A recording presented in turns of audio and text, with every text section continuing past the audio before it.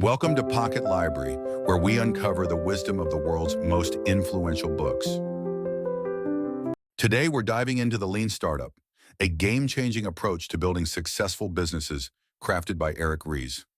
In a world where startups face constant uncertainty, the Lean Startup provides a way to maximize efficiency, adaptability, and success by focusing on learning, experimentation, and delivering real value to customers. So what's the big idea behind the Lean Startup? It all starts with something Ries calls the build, measure, learn feedback loop.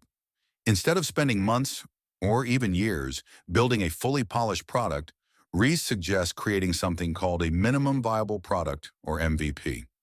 This is a simple, stripped-down version of a product with just enough features to test the core idea. The goal? To get real feedback from real customers as quickly as possible. After launching this MVP, the startup gathers data on how customers respond.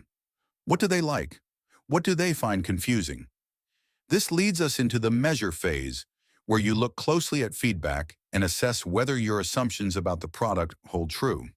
Are customers reacting the way you expected, or do you need to change course? This leads to the third step. Learn. Based on what you've discovered, it's time to make a decision. You'll either keep moving forward as planned, or you'll pivot, changing some aspect of the product, audience, or business model to better align with what you've learned.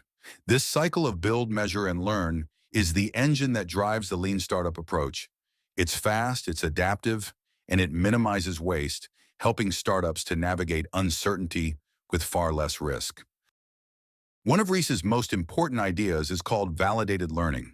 Unlike traditional approaches where assumptions often go untested, validated learning insists that every idea in a startup should be proven through real customer feedback. Instead of waiting until the product is fully developed to see if it resonates, validated learning lets you test early and test often. Traditional metrics can often be misleading. For a lean startup, it's not enough to track things like website hits or social media followers. Instead, Ries suggests using something he calls innovation accounting, a new way to measure real progress. Here, metrics should be actionable and meaningful. Think customer retention rates, repeat purchases, or engagement levels. These metrics reveal whether the product is genuinely gaining traction or if adjustments are needed. This brings us to one of the most critical decisions a startup faces: to pivot or persevere. After gathering and analyzing feedback, every startup reaches a point where they must decide, do we keep going in this direction or do we make a change? A pivot could mean anything from targeting a different audience to altering features or even changing the entire business model. The key is to make evidence-based decisions, not ones based on guesswork. Lean startups operate with a philosophy borrowed from lean manufacturing. They work in small batches, developing products piece by piece rather than all at once.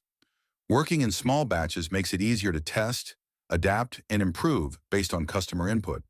It keeps the process agile, reducing the risk of large-scale failure and speeding up the learning process.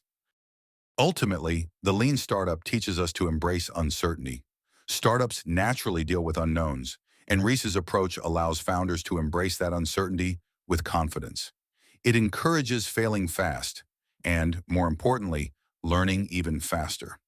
Failure isn't seen as a dead end. It's a stepping stone toward insights that lead to success. Continuous improvement is at the heart of the lean startup. This isn't a one-time sprint to a finish line. Instead, it's a mindset and a process for ongoing adaptation. Startups must be ready to respond quickly to changes in market demand, customer needs, and competitive pressures. This adaptability is what gives startups their unique advantage. At its core, the lean startup is about creating real value. By constantly testing ideas with customers, startups can ensure that they're not just building for the sake of building, but are genuinely working to solve customer problems and meet real needs. And ultimately, this approach leads to sustainable growth, the kind that doesn't burn out but instead keeps evolving over time. Throughout the book, Ries shares case studies, like how Dropbox tested its concept with a simple video before even building a full product.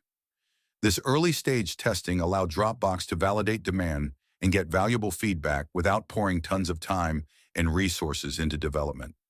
These examples show how lean principles can transform the way startups operate, giving them a smarter and more resourceful way to find success. The lean startup has influenced not only new companies, but also big organizations that want to remain innovative and agile in a fast-changing market. It's more than a method.